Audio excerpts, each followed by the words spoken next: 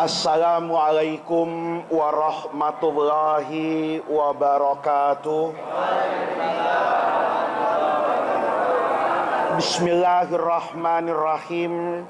Alhamdulillahi rabbil alamin.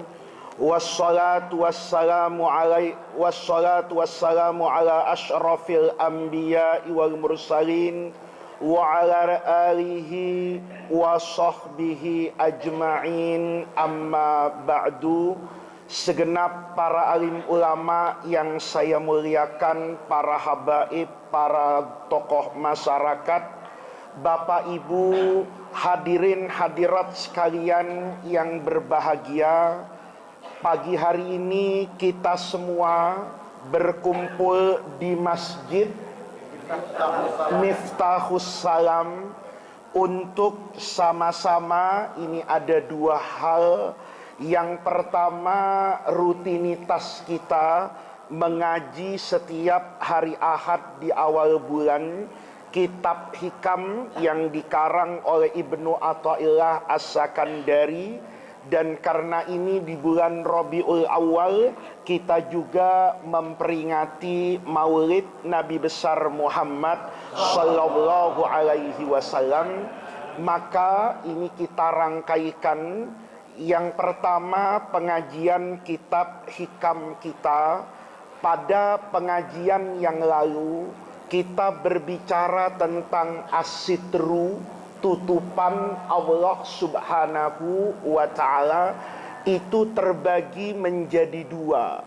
Ada orang yang minta ditutup oleh Allah ketika dia terjerumus ke dalam kemaksiatan. Ada orang ini yang istimewa, dia berdoa kepada Allah agar matanya itu ditutup dari maksiat. Ini beda, Pak.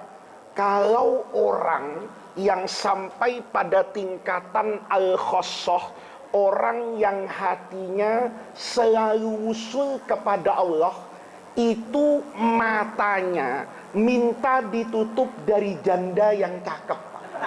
Ya. Nah, ini kalau orang ini rasanya tidak ada di sini, tidak ada. Ini orang, Pak, minta dijaga mata saya jangan sampai melihat yang cantik-cantik. Nih, kenapa? Karena saya khawatir, ya Allah, bukan persoalan saya zina, bukan itu. Kalau ngelihat yang cantik, nanti saya kepikiran. Sekedar kepikiran saja sudah malu kepada Allah subhanahu wa ta'ala. Tapi kalau kayak kita nih, yang imannya minimalis, ya, imannya standar BPJS ini harapannya kepada Allah, kalau lagi duduk berduaan sama janda, mudah-mudahan orang sewarakas tidur, gitu, ya. Jadi dia lebih takut dilihat manusia daripada dilihat siapa ini? Allah. Itu namanya as-sitru fil maksiat dan as-sitru anil maksiat. Kita ini jarang, Pak, berdoa, ya Allah, jangan lihatkan kepada saya duit, gitu loh. Ya, jangan lihatkan kepada saya duit, ya Allah. Mahasinud dunya itu jangan dilihat. Ya Allah, jangan jadikan saya kiai yang populer. Kiai itu setannya gede loh, ya.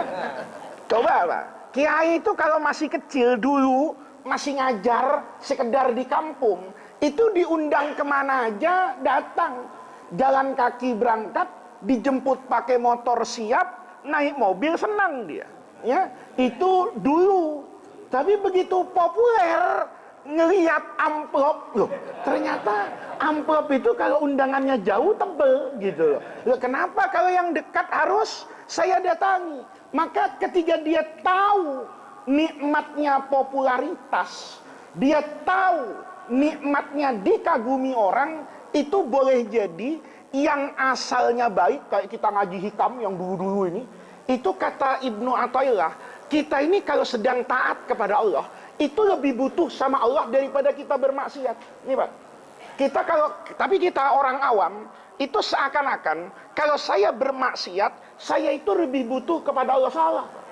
Karena orang ketika maksiat, dia tahu kok kalau itu dosa, dia tahu kalau itu lemah, dan dia tahu kalau dia membutuhkan Allah Subhanahu wa ta'ala. Tapi kalau kita sholat, itu sering sombong, Pak. Coba, Bapak kalau rajin sholat, itu kadang-kadang tagihannya banyak sama Allah. Ya. Nih, kita kalau sudah rajin sholat apa ini? Duha. Kenapa, Pak? Dipakai juga. Tapi nggak ini. Ini aja. Oke, baik. Bapak dengar kan suaranya? Nih, kalau nggak dengar memang tidur, Pak. Ini suara saya keras kok ya. Nah, ini bapak-bapak, kita ini kalau lagi misalnya naudzubillah, oh nggak kelihatan, berdiri megang kitab saya. Ya sudah. Oke. Ngalah saya. Ini udah. Hah? Enggak, soalnya megang kitab saya. Kalau enggak megang kitab berdiri saya. Oh ya, duduk ya. Oke. Angkat ini, Pak. Baik, Pak. Enggak, soalnya pegang kitab, Pak. Kalau pidato begini kan lucu rasanya. Nah, ini Bapak Ibu sekalian, kita itu kadang-kadang merasa membutuhkan pertolongan Allah ketika kita terjerumus ke dalam kemaksiatan. Padahal saat kita taat kepada Allah, itu kita juga butuh dengan rahmat Allah. Berapa banyak orang yang kalau terjerumus kepada maksiat, hatinya hancur dan merasa ingin kembali bertaubat kepada Allah. Tetapi kayaknya enakan itu, Pak. Tes, enak gak ini? Enak mana Bu suaranya? Enak ini? Iya, ada kabelnya soalnya. Nah, kita kadang-kadang itu kalau terjerumus kepada kemaksiatan, itu hati kita hancur kok, Pak. Kita ngerasa kok orang yang punya iman ketika terjerumus kepada kemaksiatan, itu hatinya ada, Pak. Perasaan takut, perasaan berdosa, perasaan kotor, itu ada. Tapi kalau lagi rajin sholat, itu kadang-kadang merasa bersih, kemudian nagih sama Allah. Nih, sering kan?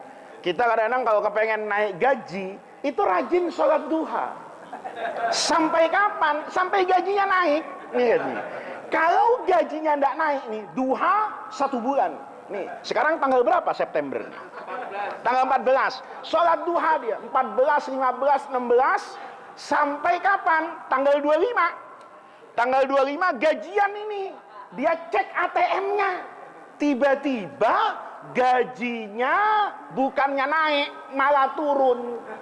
Itu langsung dia berhenti apa ini? Duha. Ya Allah, apa-apaan ini? Coba nanya sama Allah, apa-apaan ini? Sudah rajin duha, malah kena PHK. Seakan-akan dia nagih sama Allah. Ya Allah, kalau saya duha, rezeki saya naik dong. Kalau saya tahajud, mestinya undangan saya semakin banyak dong. Ini yang dikatakan keberimanan ini cuma ada di atas, Pak. Tidak masuk ke dalam apa ini? Hati. Kalau masuk ke dalam hati, itu sama dengan as-sitru tadi. Dia itu doanya minta jangan sampai melihat. Nih, jangan sampai melihat dan kelihatan. Ya Allah, jangan lihatkan ke saya. Enaknya punya duit tuh jangan. Karena saya takut nih kayak kita nih, kan sering maki-maki pejabat yang korupsi itu. Ya, kenapa? Karena kita nggak punya kewenangan itu. Coba kita yang jadi pejabat, jangan-jangan lebih serakah dari pejabat yang ada. Lah iya, kita ini kadang-kadang itu mudah memaki-maki orang. Tuh ustadz baru terkenal sedikit selingkuh. Nih, lihat nih, tuh orang baru punya duit sebentar selingkuh. Kita sering, tapi kita tidak pernah sadar. Jangan-jangan kita itu tidak selingkuh Yang pertama karena miskin, yang kedua karena mukanya di bawah standar gitu. Lah iya toh? Iya toh? Kita ini kan bener Pak. Kita kadang-kadang suka ngomentari orang. Ngelihat anak orang tuh maghrib masih ada di jalanan, kita ngomel tuh. Ini anak siapa? Kagak sholat. Kita bisa ngomong gitu karena enggak punya anak. Gitu loh. Nanti kalau punya anak, kadang-kadang yang tua itu ngomong, ini cucu siapa? Keliangaran di depan masjid enggak sholat. Dia bisa ngomong begitu karena enggak punya cucu. Begitu Allah uji punya cucu, itu biasanya jadi diem Pak. Kenapa jadi diem?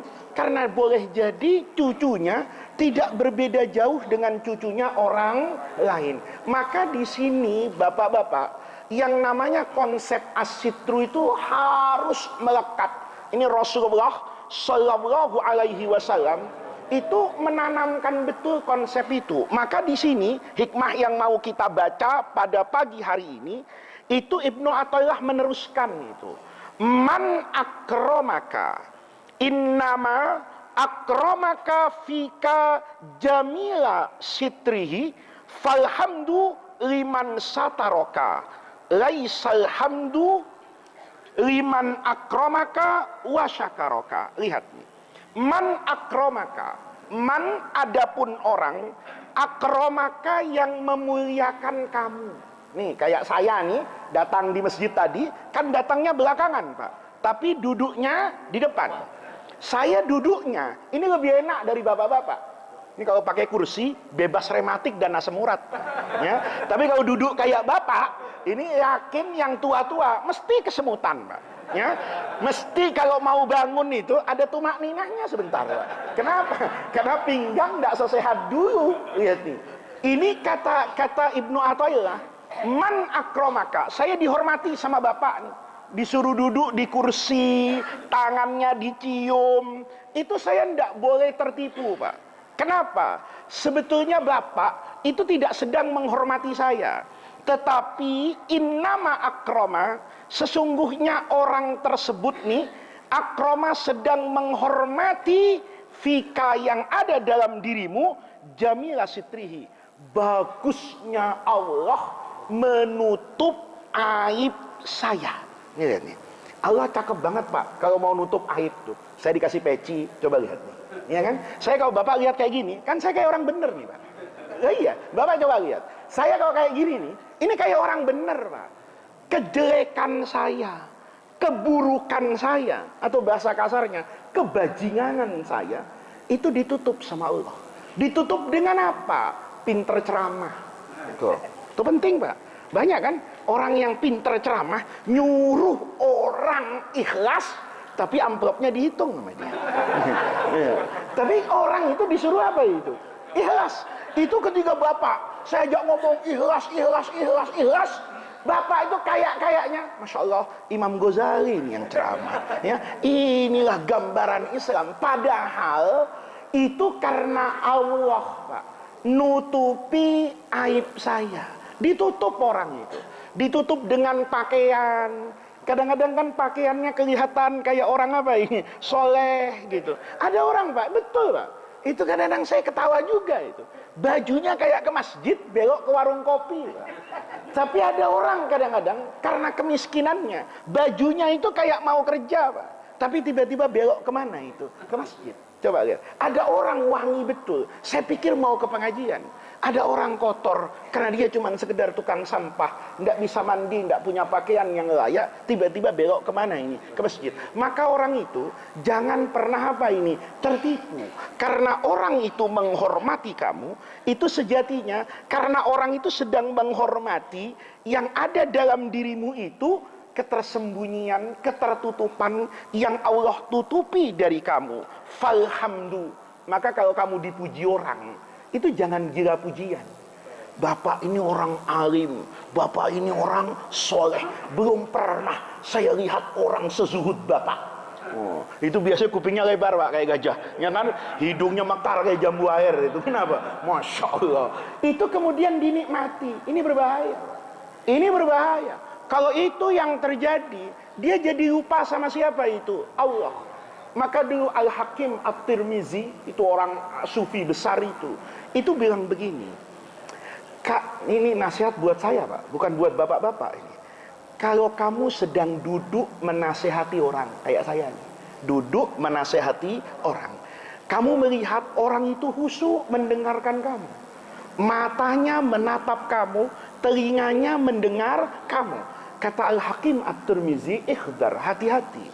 Karena sejatinya Allah itu tidak melihat tampilan luarmu. Allah tidak butuh dengan nasihatmu, dengan ceramahmu, dengan retorikamu yang bisa memukau orang, tapi Allah sedang menyaksikan hatimu. Ini pentingnya. Ya, kan banyak tuh. Kita ini kan banyak jadi ustadz. Ini enggak apa-apa lah, yang ngomong ustadz enggak kualat ini ya. Ini yang di depan-depan tersinggung ini harusnya ini ya. Ya, kalau yang di belakang Bapak enggak tersinggung ini ya. Ustadz itu, dulu kata ayah saya, Kiai Syukron dulu ceramah, ustadz tuh kadang-kadang ada kelakuannya kayak calo bis itu Bapak, di terminal. Bapak pernah tahu calo enggak? Kalau ke terminal itu, ya sekarang enggak tahu. Bapak yang masih tahu calo bis, itu tandanya udah tua Pak. Ya. Karena sekarang udah enggak pakai calo, beli tiketnya online. Kalau dulu kita datang ke terminal Pulau Gadung, itu belum pegang tiket Pak. Maka di luar terminal itu, calonya banyak tuh. Surabaya, Malang, diajak gitu, Madura. Semua orang sama calo disuruh ke Surabaya. Calonya jangan Surabaya, Bekasi aja nggak pernah Pak. Ya, dia ada di terminal. Orang didorong Pak untuk berangkat ke Surabaya, orang didorong untuk berangkat ke Semarang. Calonya istiqomah Pak. Di mana? Di terminal. Nah, kita ini sering kan jujur nyolong. Kan gitu. Ya, zuhud serakah. Kita ini banyak Pak yang jadi malaikat di masjid tapi jadi iblis di pasar.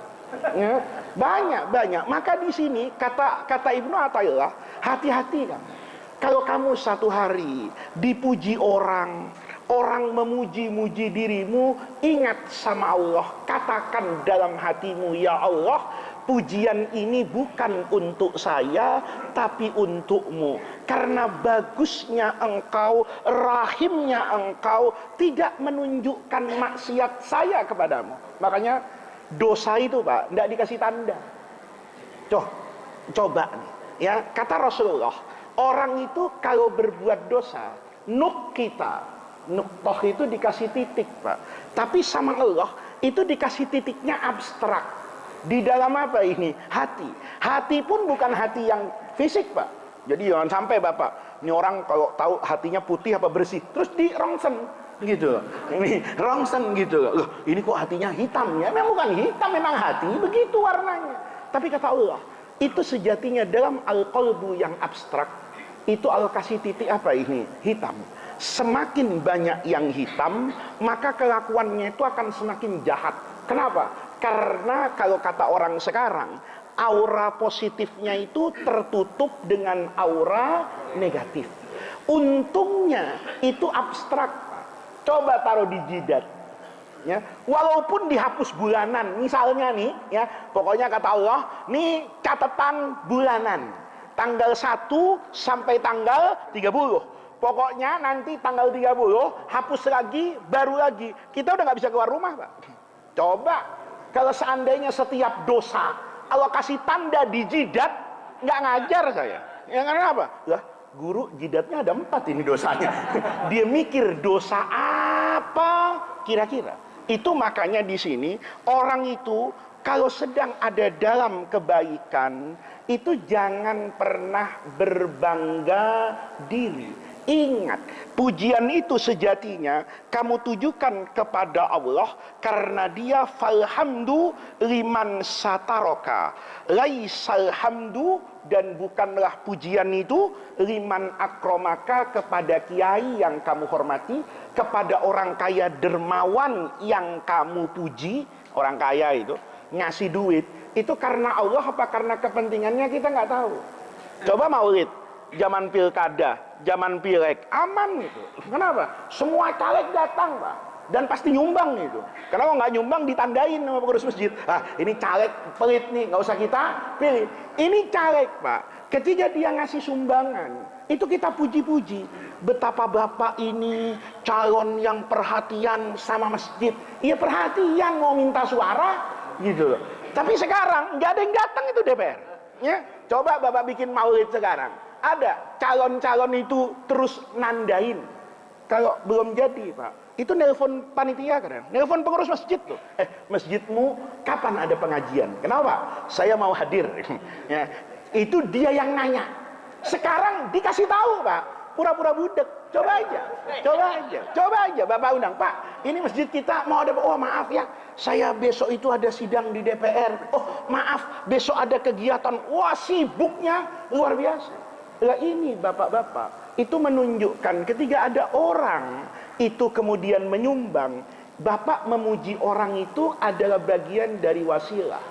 Tapi hakikatnya jangan lupa kepada Allah. Ketika saya punya ilmu, ketika saya punya kemampuan untuk jadi kiai, kemudian bapak puji sayanya, itu jangan lupa sama Allah. Ya Allah, betapa saya yang kotor ini, betapa saya yang hina ini ternyata dimuliakan oleh orang. Dan itu ya Allah bukan karena ilmu saya, tapi pasti karena asitru, tutupan Allah. Nih, orang tuh Pak, semuanya karena ditutup sama Allah. Jadi nggak usah bangga-bangga dicium tangannya, ya. Kalau asrokol dijadikan pusat perhatian, nggak usah bangga-bangga. Kenapa? Sejatinya itu Allah. Tanpa Allah, Pak, itu bisa runtuh dalam waktu yang singkat. Nih, dulu sufi besar di Turki itu namanya Jalaluddin Ar-Rumi. Punya guru spiritual yang hebat, namanya Samsuddin At-Tabrizi. Ini gurunya, guru yang paling dihormati oleh Imam Jalaluddin Ar-Rumi. Satu ketika Ar-Rumi itu ngundang gurunya. Kata beliau, guru, tolong ya, minggu depan di rumah saya itu ada acara. Kata gurunya, kamu mau apa? Enggak, saya enggak minta apa-apa. Asal guru datang, duduk makan di rumah saya, itu saya sudah senang betul tuh. Nggak usah mau itu hasanah, pokoknya yang penting datang. Itu dari baiknya orang, ya, dan dari enaknya jadi kiai di Indonesia. Ya. Kiai di Indonesia itu enak, Pak. Apalagi kalau maulid besar, yang ceramah 6 orang, itu asal datang dapat amplop. Kadang nggak ceramah kiai muslah itu, datang doang. Terus bilang, ini yang ceramah, oh masih banyak Ustaz. Saya nggak bisa sekarang, nggak bisa, oh sudahlah. Atau kadang ceramah cuma 5 menit. Ya Allah, karena banyak sekali yang ceramah, alhamdulillah kita cinta sama Rasulullah Sallallahu Alaihi Wasallam. Mudah-mudahan kecintaan kita mendapatkan syafaat dari Rasulullah. Bapak-bapak, saya mohon maaf, saya ditunggu di tempat lain. Wabillahi taufiq wal hidayah, wallahul muwaffiq, pulang. Itu Pak, amplopnya tetap itu, karena sudah dilem sama panitia.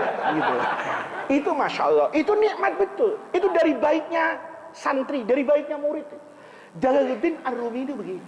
Kata dia, guru, yang penting guru datang. Nggak usah mau, asal datang. Betul ya, asal datang. Iya, datang sama At-Tabrizi ini. Begitu datang di malam hari, langsung diajak ke tempat apa ini? Makan sesuai perjanjian. Begitu makan, At-Tabrizi ini bilang, ini yang makan kan saya berdua sama kamu kan? Iya, nanti yang lain itu di masjid nampanan. Ini kiai besar, ya kan? Masuk ke dalam. Kata Syams Tabrizi, billahi, karena kita sedang berdua, kamu tahu enggak? Saya itu kalau makan, itu minumnya biasanya khomer. Lihat. Biasanya khomer. Saya itu minum minuman keras. Kaget Ar-Rumi. Guru minum bir katanya. Iya, apa yang salah katanya. Ini lihat Pak.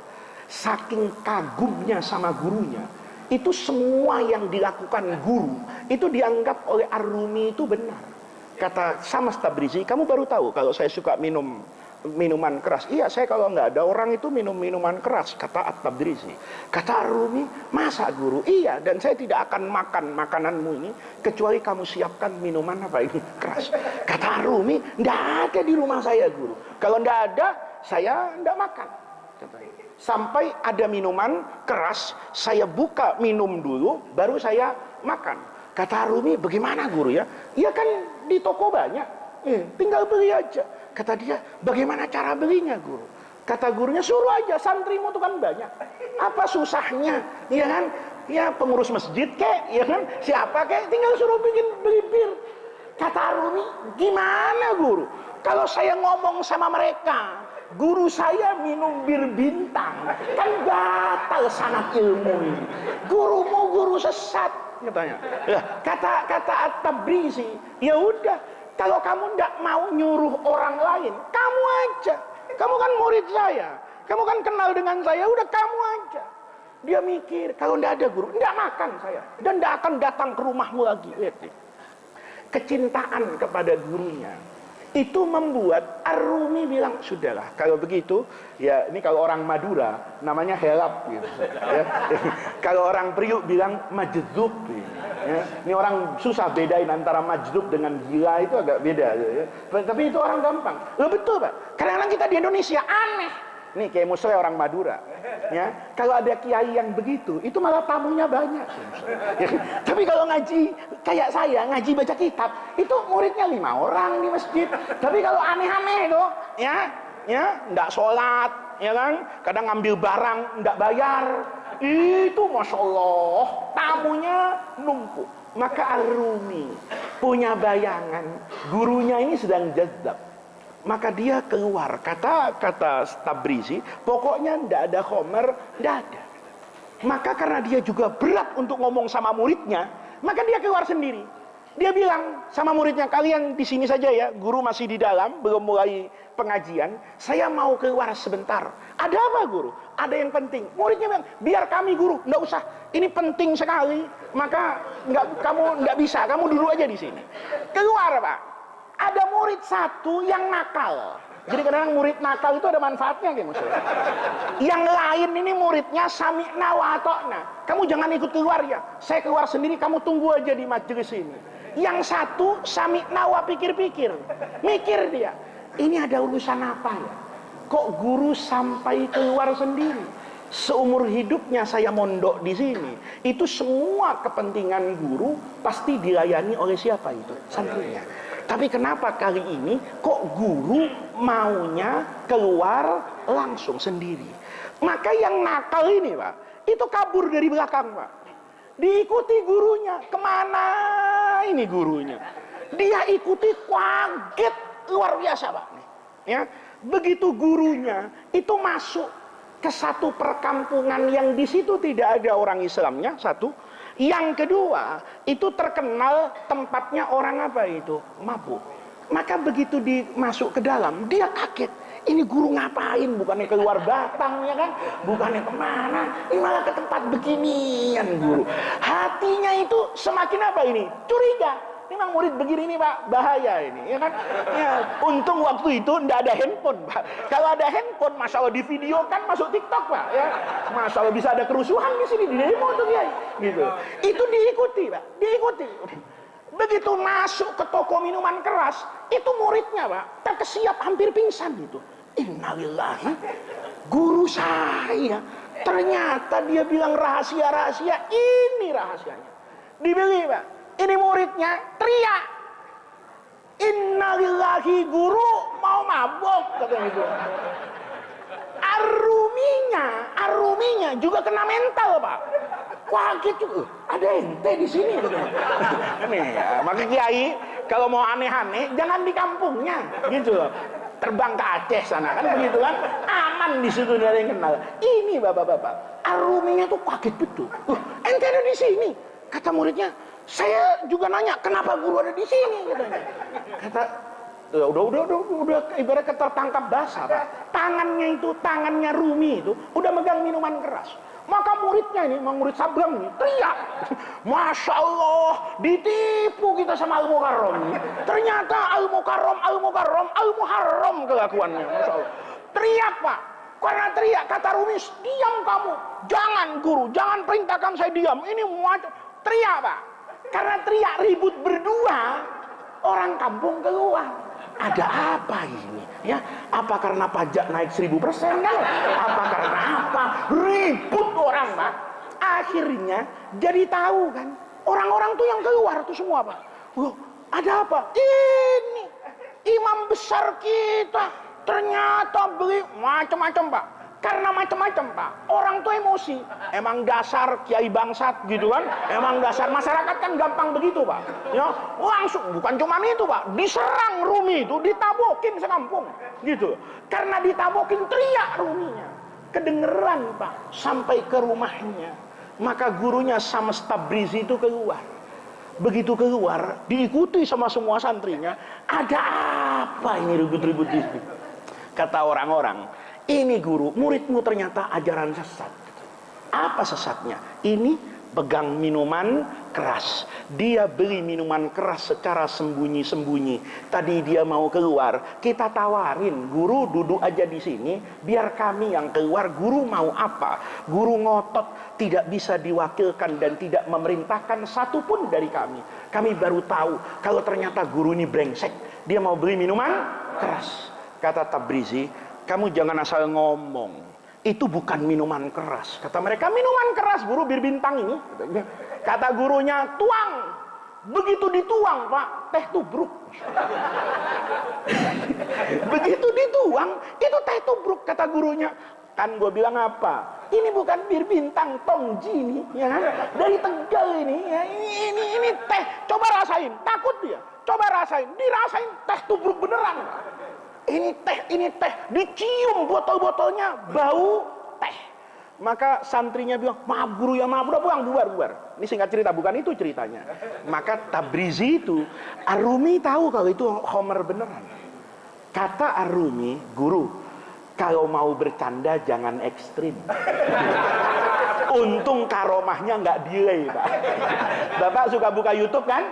Kalau sinyalnya nggak bagus, muter ya. Gini.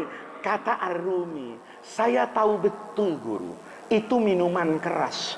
Tapi karomahmu begitu menunjuk orang soleh itu, Pak. Lisannya kan dijaga sama Allah.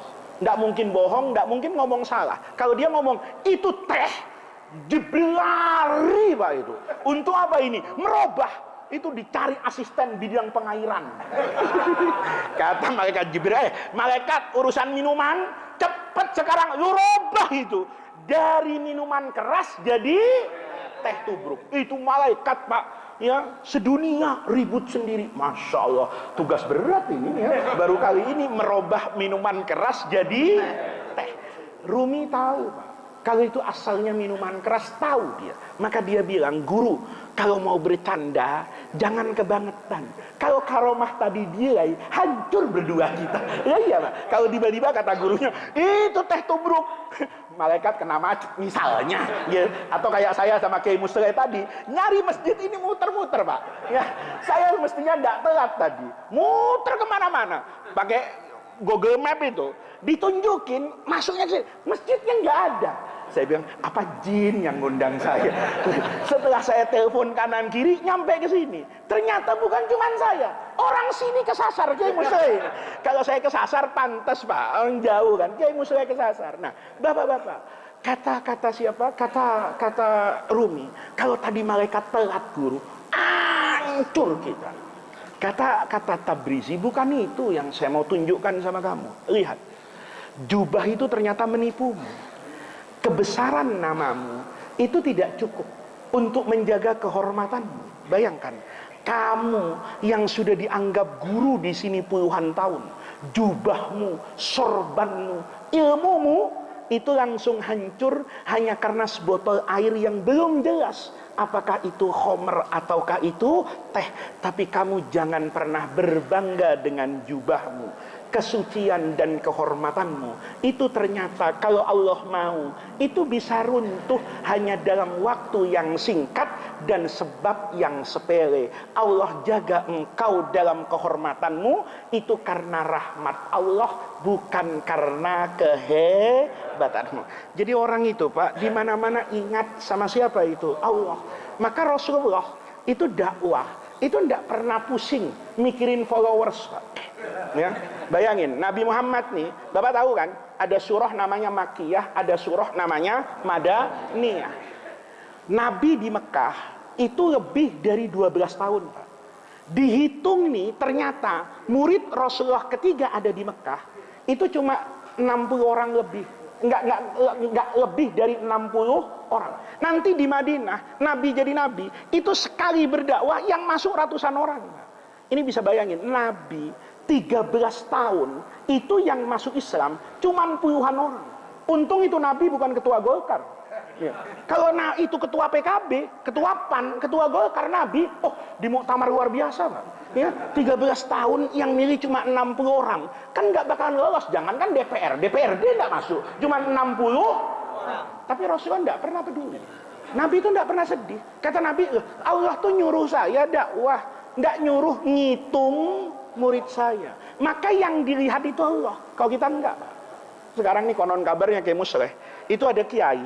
Kalau datang undangan, itu anak buahnya datang dulu. Banyak nggak yang datang? Ya. Kalau yang datang nggak banyak, itu kadang-kadang belok. Ya. Kenapa? Acara dia toh malam ini ada 3, ya kan? Itu yang cuma 5, 4 orang, 10 orang ngaji doang, sudahlah ditinggal. Ada yang kayak gitu. Ada yang ngajar itu cek sound dulu, Pak. Untung saya tadi nggak cek sound, ya kan?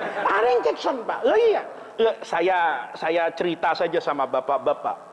Kalau ngaji di masjid kayak gini nih enak, Pak. Saya pernah satu hari diundang orang, itu maulid Nabi, Pak, di musola. Bukan persoalan musolanya, speakernya radio. Masya Allah, saya ceramah 1 jam, Pak, itu kayak 10 mimbar. Kenapa? Suara saya harus teriak-teriak karena speakernya ada nggak ada sama aja.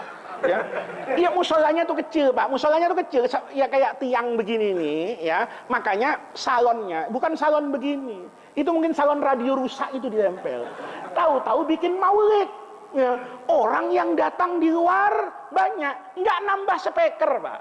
Speakernya radio itu 2 ditaruh depan masjid, yang di dalam masjid tinggal 2 speaker radio.